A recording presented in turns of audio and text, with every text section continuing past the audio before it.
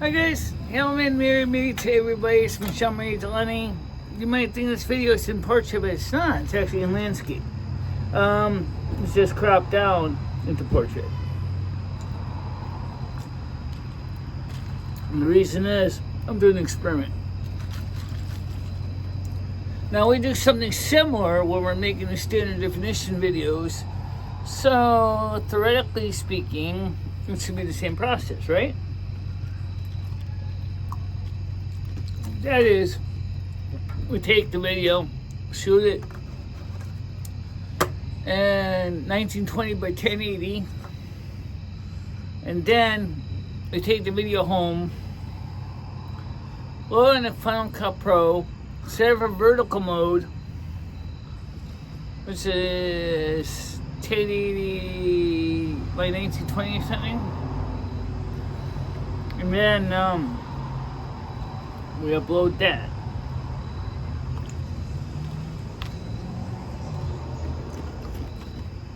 As I do with 1280 by 720. Because the reason is you can't put pixels back in after you've taken them out.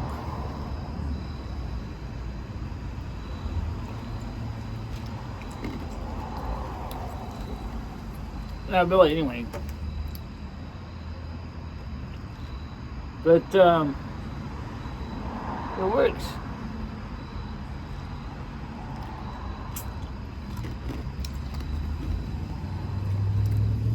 I'm gonna upload this one also in standard and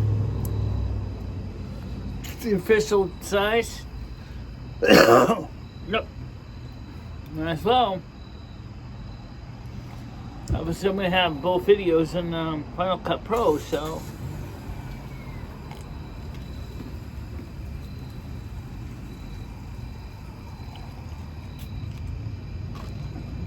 Could I upload one video in high definition and then the other video in portrait mode at the same time live stream it?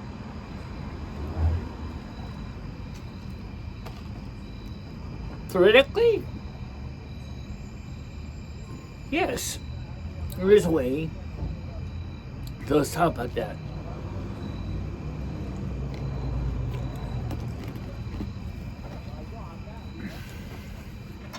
Restream.io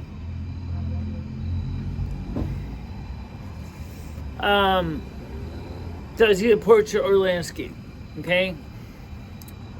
We already know that. So why don't we do it in portrait in the studio? We have.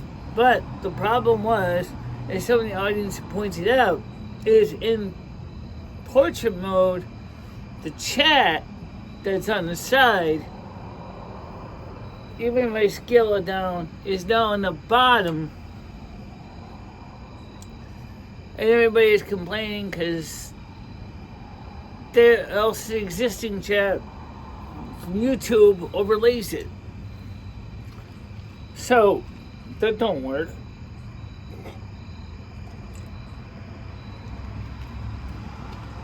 On the other hand,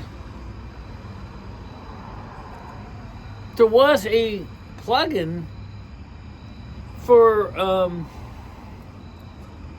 OBS to allow you to stream portrait and landscape at the same time. And I did test it. And it did work okay. The problem was, number one, it ain't gonna do much good when you're working with a limited bandwidth. Number two,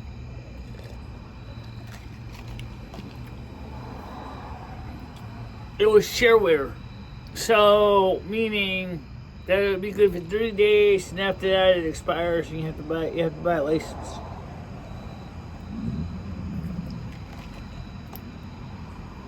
So I took a look at that. I said, number three, I didn't mention number three. You have to redesign all your scripts to use this stock.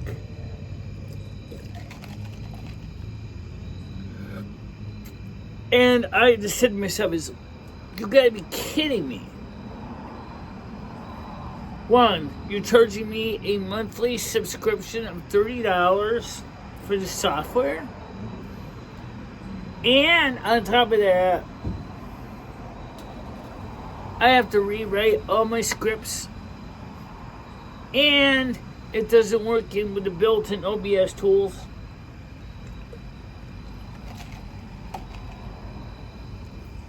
I said, and it won't necessarily work with recieve.io either.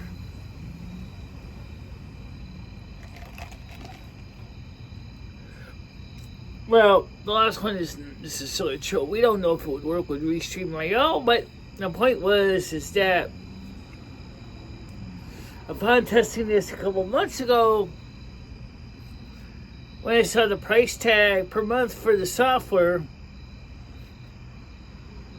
I just said to myself, "Is this ridiculous?" and deleted it. I said, "This is expensive," and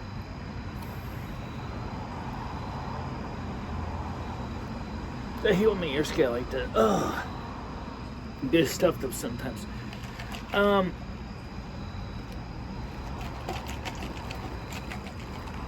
So what I want to know is,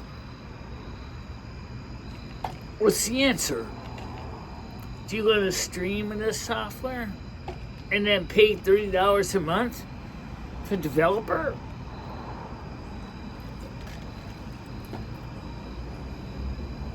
And you wonder where all your money is going. It's going to subscription fees. It don't matter what program it is, they're all doing the same thing, right? I'm going to charge you a subscription fee to use your software to do the most basic thing. In fact, Logitech just dropped a bomb on Linus Tech with a monthly mouse subscription. It was a regular standard mouse, USB port mouse that had a monthly gaming subscription to use it. Come on, man, you crazy? Why do you need to have a subscription on a mouse? What do you think of Logitech?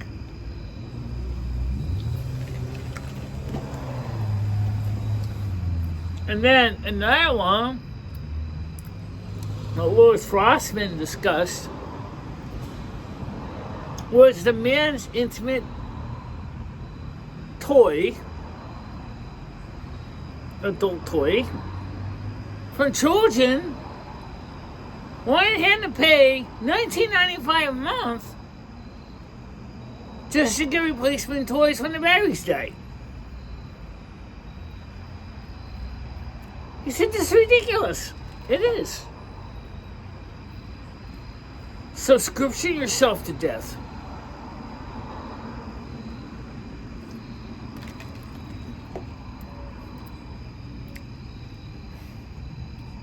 What a pile of crap that is. You know, you're already paying for whatever it is you're using. For example, the computer. Paying for the computer, you're paying for the electricity, you're paying for the internet. Assuming you're connected to the internet, which most people are, right? You're paying for the software licenses. It's not like back in the old days when you bought the computer and you bought the software and it's yours. And you put the software in the disk, on floppy disk or CD, and you install it, and you got a nice, decent book with it. No, those days are gone. Those days are gone.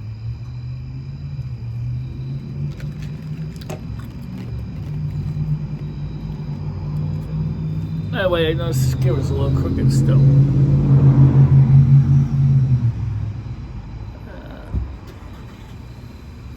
That's better. Those days are gone. Now everybody's like, we're gonna charge you $34.95 a month to use our software, such as I don't know, pick a program. I don't care. Okay, how about Clean My Mac 10? And that big example. I was able to buy it outright with a license, but most of this other software is like, you can't buy a yearly or permanent license, you gotta buy a monthly one. And so, but in some cases, they actually do have a server, and they maintain the software, and they can offer software file storage. And they do, okay? They do. But the problem is that so many new computer programs in America now today, they don't give you any of that.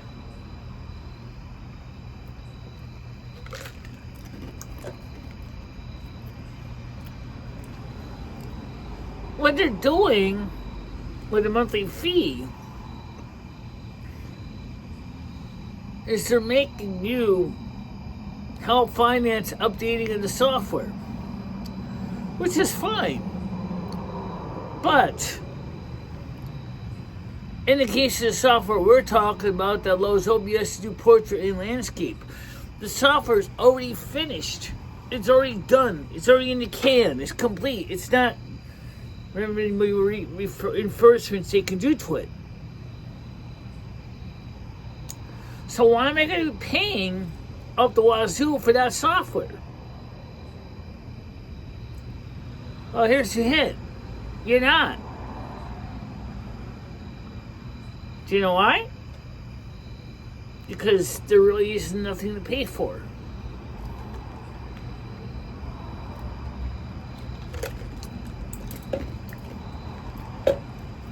So these subscription models of software do not make sense.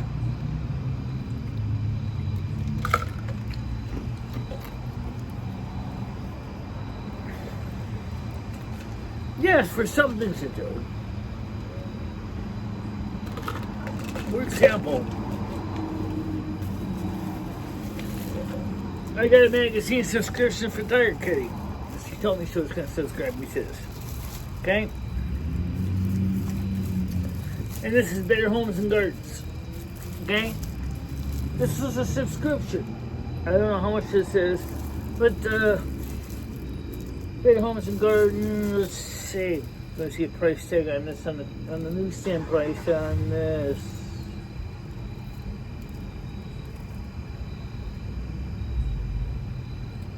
Yeah, so it is $3. If that's the price, it's not too bad. $3.99. Or is it Canadian? Alright, my point is,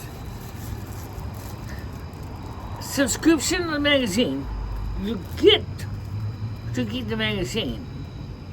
It's not like a game subscription where your subscription expires, you can't play a game anymore. What I mean is, just like I said, subscription pricing is stupid in some cases.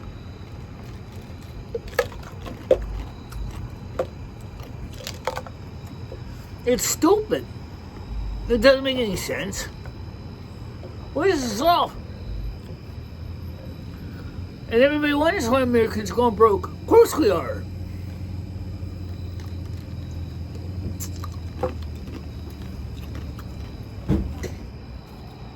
Because we're getting nickel and dimed to death. That's why.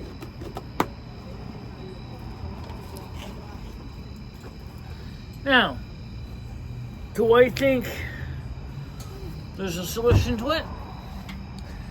Yes, there is. You tell these companies that you're not paying for it. That's what. You tell them straight out. Dear developer, I don't want to pay a monthly subscription. I want to pay for the software, and I want to pay it outright. Claim and Mac offered that option, and so did Graphic Converter. So I did just that. I bought those two programs outright. After I realized it was cheaper to buy the software outright. Sure, the initial price is higher, but I now own the game or the program and I can go back. Or do you? Let me explain it to you. What happens, okay, especially with games, let's say Blizzard says to me, or some other game says, "Dear Michelle, you can buy a license to own this game. This is a one-player game," whatever it is. I don't know. BC's Quest for Tires. Just use an example of a title. Just, I know it's an old game, but throw it in there anyway. Great. What this thing gonna do when Microsoft does? It goes on the internet, checks to see if you bought a copy of the game. If you bought a copy of the game, unlocks it so you can play it. Another one that does that is Sims 4, and another one is Sims 3. Wait, I already bought the game. What happens when the server goes bad or belly up? The game don't play. The files are all there, but the game won't play. So now you bought a game you can't play. What a rotten trick. But they do that. These companies do that to you.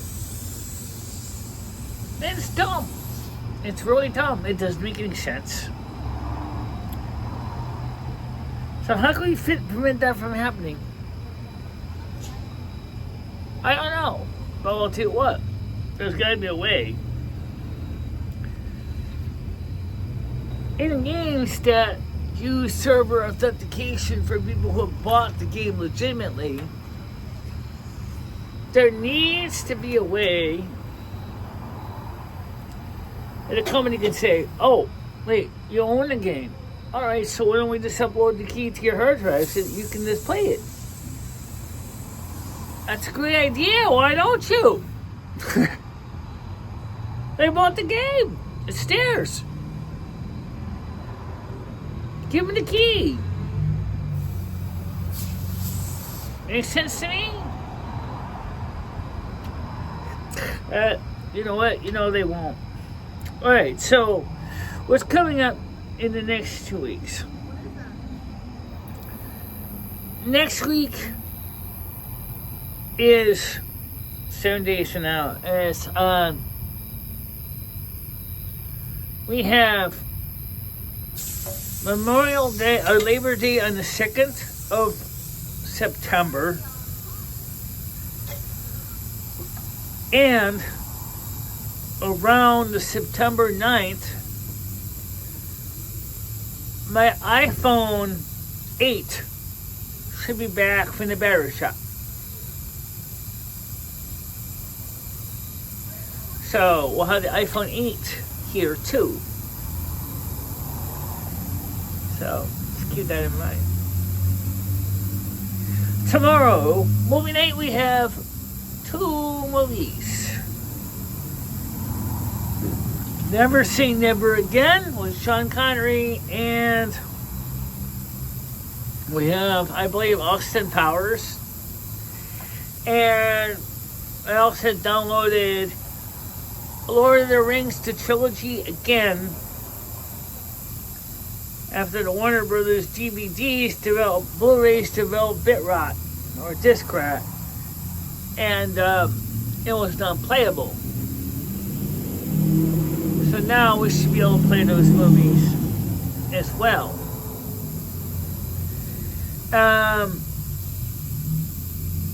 So we have movies now for 2 weeks. So tomorrow will be the Never Say Never Again with 007 and then Austin Powers. So that takes care of that. But for now, let you guys go. Oh, by the way, let me point out one more thing to you guys. You do realize in portrait mode, you theoretically can get almost 3 videos on the standard